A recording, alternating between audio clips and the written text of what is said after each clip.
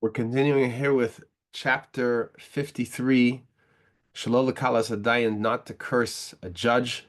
And we're up to the fifth paragraph, Gam HaMakala B'Ksav. Even someone who curses the judge in writing.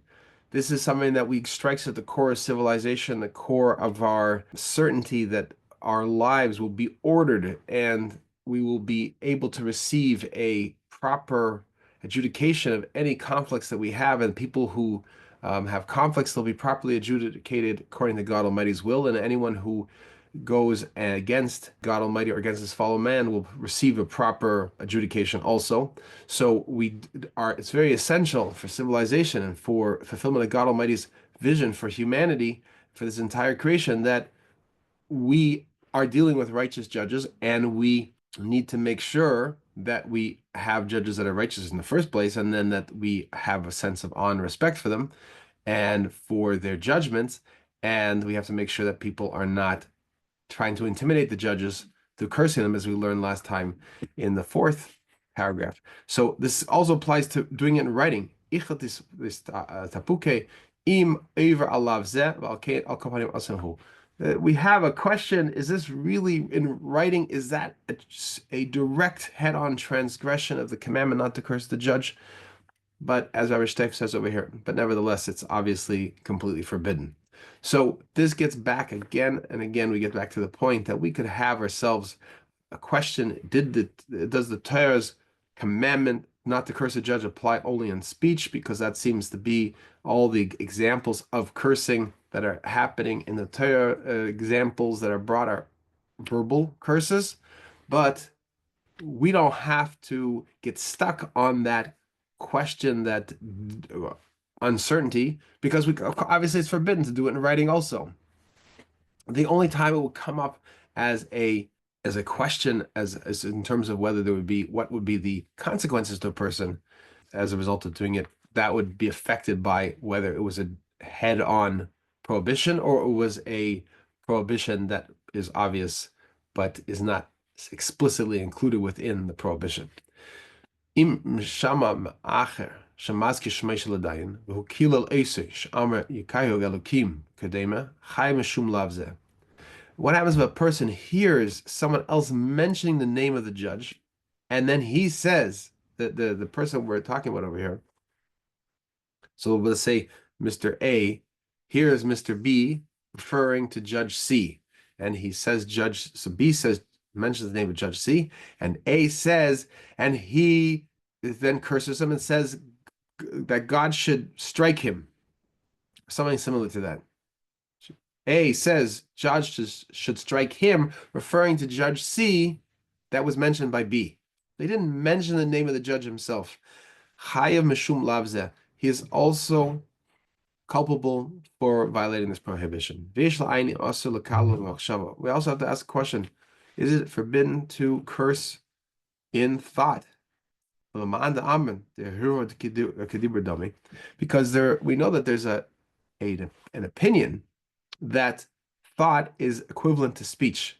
And so therefore, it would be forbidden. Maybe, however, it's included in the principle that a negative thought that the Holy One, blessed be, does not include it or incorporate it as if it was taken, action was taken.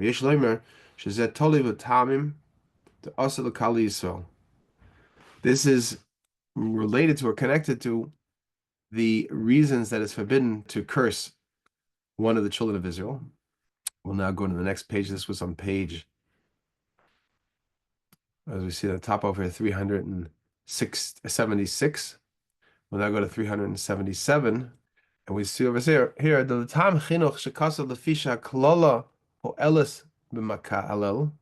The reason that this is so problematic to actually this cursing is because it is affecting the person who's doing the cursing. So so maybe it's only the speech that affects a person and not his thinking. Rambam, according to the understanding of the Rambam, Badeus and Achainis, Shelo Yichaos. But according to the Rambam, it says that the reason that we have these commandments is that in order to shape the man, to include him in this formation of himself, to establish himself in proper viewpoints, that he should not become angry. So therefore, for this, if this is the reason, from this perspective, we could say that one could say that also, or there is to say that also the cursor, the person who's cursing only in thought, is also forbidden.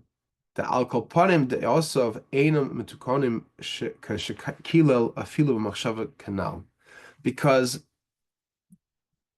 we see that this person's viewpoints, his das, and we'll come back to this in a second, but we're translating it first as his da as viewpoints. His viewpoints, his perspectives, are not properly established when he is cursing, even in thought. So he exercises restraint. He's like, he holds himself back from saying what he's really thinking about this judge, what really should happen to this judge, or cursing in general. Here we're talking, broadening the conversation to cursing one of the children of Israel, one of his fellows. So you could say, person could say, listen, he's doing a good job. He's restraining himself from this. He's holding himself back, but he's thinking it. He's got it in for that judge in his thinking, and that's, or that other person, his fellow, that is a huge, huge problem, because it means to say that he's learned how to manage his expression, which is, we appreciate and we acknowledge him for. But the fact that he's entertaining the thoughts indicates that he has not established himself properly. He is not properly grounded. He knows how to behave himself. And we're not belittling that. We're not advocating that he should not behave himself. No, he should behave himself. But he should know that it's not enough to behave. It's not enough to behave ourselves. We have to make sure that our thinking is also properly grounded. And this is, now we can understand and go back to the translation of the word Deus, his perspectives, but the Deus is related to Das. Das is, everyone's heard of Chochmah, Bina, and Das is this grounding, this connection, this singular focus into what is truly true. And that is the connection to God Almighty, that there is nothing besides God Almighty. So when a person is angry, it's because he is dislodged in his own moment-to-moment thinking, and he's dislodged from that connection to God Almighty. And so therefore, his perspective is warped, and he is angry at the judge because he didn't get what he wanted from the judge, let's say. So the answer is that person has to be working constantly. Purpose of the mitzvahs is to work constantly to continue to ground ourselves properly and most effectively in this reality that there's nothing besides God Almighty. And that is would lead a person to not even have a flitter of a thought of negativity towards the other person, because he would not feel threatened by whatever the other person is doing, because we only feel threatened by what someone else is doing is if we see the other person's actions as being separate from God Almighty, and we see our well-being as being separate from what God Almighty wills for us. So we believe mistakenly that person, whatever they're doing or saying, is going to affect us and affect our outcomes and affect the ability to reach our dreams and for our security and well-being and love and all these kind of things. We're feeling threatened and startled and shaken up. So therefore, we react out of that. But if a person is properly grounded in the reality there's nothing besides God Almighty, he can't be affected by that. So his thinking, so this shows us how essential our thinking is. Our thinking is something that we get to choose every moment what we're thinking about. And what we think about and what we choose to think about is part and parcel of our well-being.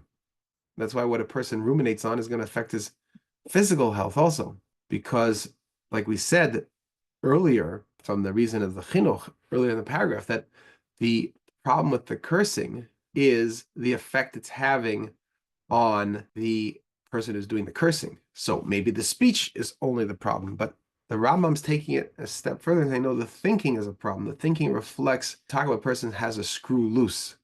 What does a person has a screw loose? A person has a screw loose means that the uncertainty of that connection, that dvekus, that being glued to God Almighty, in the certainty that there's nothing besides God Almighty, that screw is loose. So things are a little bit, when you have like two items and not the screw's loose, then the things are not completely tzamud, they're not completely davuk, they're not completely one with each other, not completely glued to each other, connected to each other.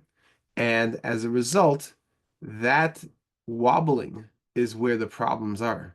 And as wobbling gets more and more disoriented and more disconnected from reality, then the person's behavior reflects that disconnect. So they'll start screaming or start getting worried and fearful and acting and doing things that could become more and more difficult for others around them to grasp and to find pleasant because, or tolerable because they're acting in this way. So that's all coming as a flow, an automatic consequence of the lack of grounding.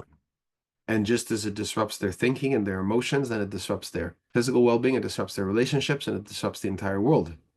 So when we reverse that and we reconnect with God Almighty, which is we were connected all along, but we recognize that we are completely connected with God Almighty and there's nothing else, then we can instantaneously ground ourselves because we were grounded all along. We had that ability all along. And we can instantaneously be back on track and everything in us and around us can heal as a result.